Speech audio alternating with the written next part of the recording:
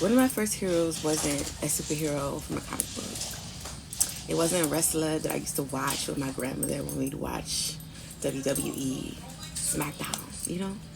One of my first heroes was a teacher, and her name was Ms.Gulotta.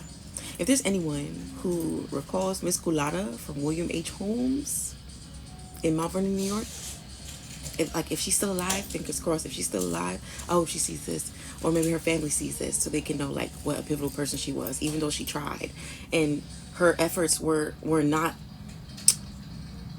successful, but she still tried. I had been going back and forth between Jamaica and New York at the time. Essentially, my mom, she didn't want my father taking care of me.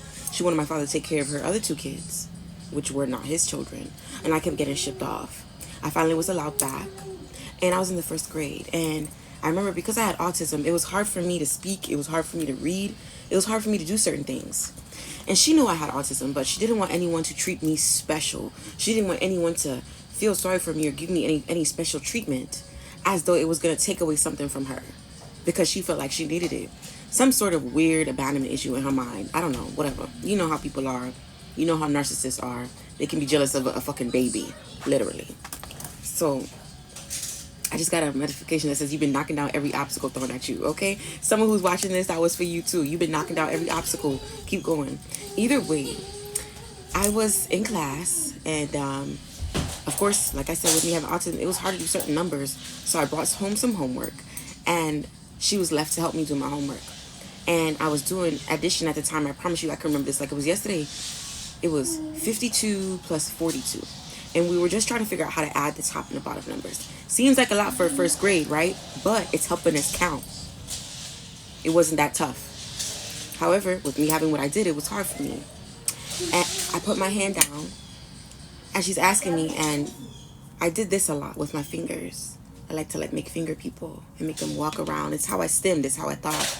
She took her fist and she banged down on my hand.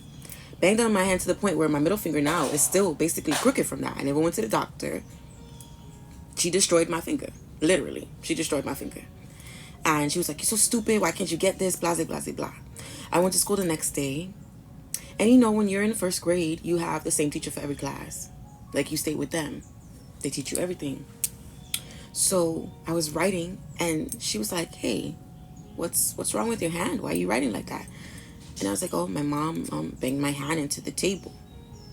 Mind you, this was a wooden table, one of those oak tables from back in the day. This is the 90s, right? And the teacher's like, "What?" So she comes, she sits me down on her lap, and then she tells me to reenact everything that happened. And I said, "Okay, well, I was sitting down next to my mom, and I was going like this with my fingers, trying to figure out what she wanted me to do. And she put my hand on the table, and she banged her fist into my hand and told me to stop. And then everybody in the class was like, "Oh my gosh, are you okay? Are you okay?" All of the kids are like, "Oh, no." And the teacher's like, "I'll be right back." She's like, "Everyone stay right there. I'll be right back." She left, and she went to go to the principal's office. Mr. Chaffee, I love that man, the Italian man. He was amazing. I love him. If anybody knows him, you know what I'm saying? Y'all know. If y'all know, y'all know. He was great. He was great. And she came back, and she was like, "Everything's going to be okay." And I was like, "Okay." Not putting two and two together. Later on, at the end of the day, she walked me out, and she was like, "Everything's going to be fine." I was like, "Okay, cool." And I got in the car with my mom, and as we're about to exit out of the parking lot, she backhands me in my mouth. Mind you, I'm only 4, just turning 5. I graduated early out of school because of me going back and forth between Jamaica and New York. Busted my lip. Told me, "Shut the fuck up, you talk too fucking much." And I'm holding my face trying to figure out, what did I do? Why did she just smack me and bust my lip like this? Like, what the fuck did why did she? I'm bleeding. I'm literally bleeding.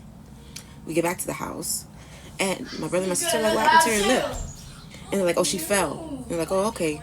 But that wasn't the truth. She busted my lip in the school parking lot. She backhanded the fuck out of me. She sat in the driver's seat and whopped my ass like I was a fucking adult. Like it was baddies. Shortly after that, I didn't go back to school. They shipped me right back off to Jamaica for 2 years. And no one seemed to be able to figure out why. But within those 2 years, I came back to the States.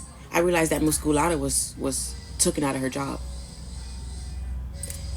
she was removed from her job for speaking out against what was done to me. Now, a lot of times kids try to tell the truth about what's going on around them. And if their parents are, like how mine was, they will go to every and any length to make it seem like you a liar, and whoever believes you is a liar too. Because they don't want to be found out to be who they are. They don't want to be realized to be who they are. Now, if they aren't on that spectrum of being a dark worker, of being a manipulator, of being a narcissist, there could just be a parent who's doing something to their child, and every time the child speak up, they either, you're not going to tell nobody, or no one's going to believe you. So the child doesn't say anything.